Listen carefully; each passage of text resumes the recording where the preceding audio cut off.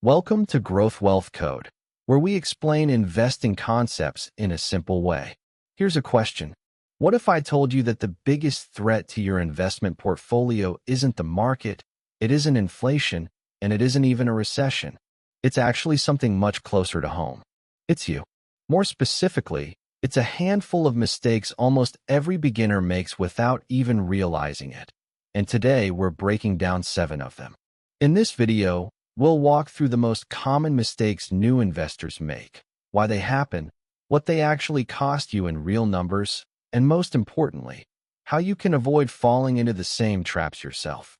But first of all, this video does not contain any financial advice.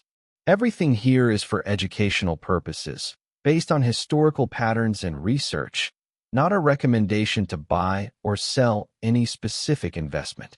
Let's keep it simple. Think of investing like planting a garden. You can have the best soil, the best seeds, perfect weather, and still end up with a terrible harvest if you keep digging up the seeds every week to check if they're growing.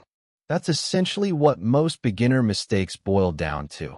Impatience and emotion getting in the way of a process that actually works just fine on its own. So let's go through them, one by one. Mistake number 1, trying to time the market. This is probably the most common mistake of all. New investors often wait for the perfect moment to invest, thinking they can predict exactly when the market will hit its lowest point. Here's the truth. Even professional fund managers, with teams of analysts and decades of experience, consistently fail to time the market accurately. Studies from Hartford funds have shown that missing just the 10 best trading days over a 20-year period can cut your total returns nearly in half. 10 days out of thousands. That's how costly waiting for the right moment can actually be. Mistake number 2, not diversifying. This is where our fictional friend Rosie Rotten comes in. Rosie heard about one hot stock from a friend, got excited, and put almost her entire savings into that single company. For a while, it worked great. The stock kept climbing, and she felt like a genius. But then bad news hit the company. The stock dropped 70% in a matter of weeks, and Rosie lost most of her savings almost overnight. Here's the thing.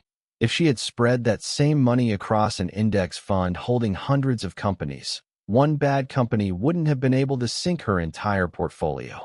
Mistake number 3, ignoring fees. This one sounds boring, but it's brutally expensive. A mutual fund charging 2% in annual fees versus an index fund charging 0.03% might not sound like a big difference. But here's the catch. Over 30 years, that seemingly small gap in fees can eat up tens of thousands of dollars from your final returns, simply due to compounding working against you instead of for you. Mistake number 4, chasing trends and hype. We've all seen it. A stock goes viral, everyone's talking about it, and suddenly it feels like the obvious move is to jump in immediately. This is exactly what happened with GameStop in 2021. Some early investors made incredible profits, but a huge number of people who bought in near the peak, driven purely by hype and fear of missing out, ended up holding shares worth a fraction of what they paid. The lesson isn't that hype stocks are always bad. It's that buying purely because everyone else is doing it is rarely a sound strategy. Mistake number 5, panic selling during downturns. Let's bring in another fictional character, Matthew Monthly. Matthew invested consistently every single month, rain or shine, including right through the COVID crash of March 2020. When the market dropped over 30% in just a few weeks, plenty of people around him panicked and sold everything. Matthew didn't. He kept his monthly contributions going exactly as planned. Within about a year, the market had not only recovered but hit new all-time highs, and Matthew's portfolio was worth significantly more than before the crash, simply because he didn't sell at the bottom like so many others did. Mistake number 6, not having clear goals. Investing without a clear purpose is like getting in a car without knowing your destination. Are you saving for retirement in 30 years or a house down payment in 3 years? These require completely different strategies, different levels of risk, and different types of investments. Beginners who skip this step often end up either too conservative for a long-term goal, missing out on growth, or too aggressive for a short-term goal, exposing themselves to risk they can't actually afford to take. Mistake number 7. Checking your portfolio too often.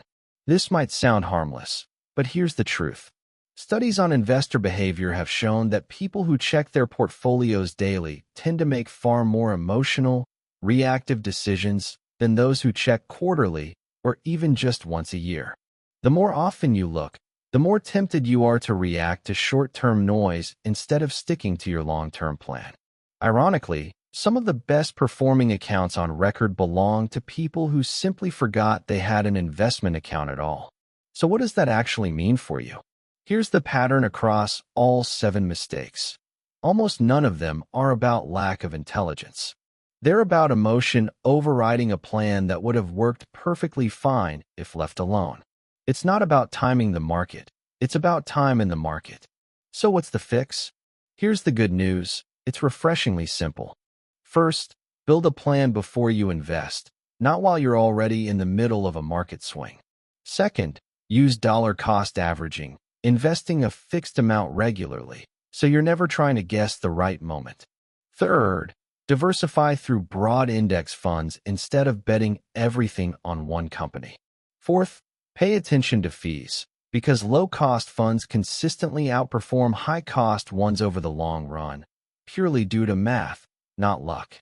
Fifth, set a goal, a timeline, and a risk level that actually matches your real-life situation, not what feels exciting in the moment. I'm not saying every mistake applies to every investor equally. Some people genuinely enjoy actively managing individual stocks and understand the added risk that comes with it. Others prefer the simplicity of a hands-off, long-term index approach. Neither is inherently wrong. But if we look at the data, the investors who consistently do well over decades tend to share one thing in common: discipline over emotion and a system over guesswork.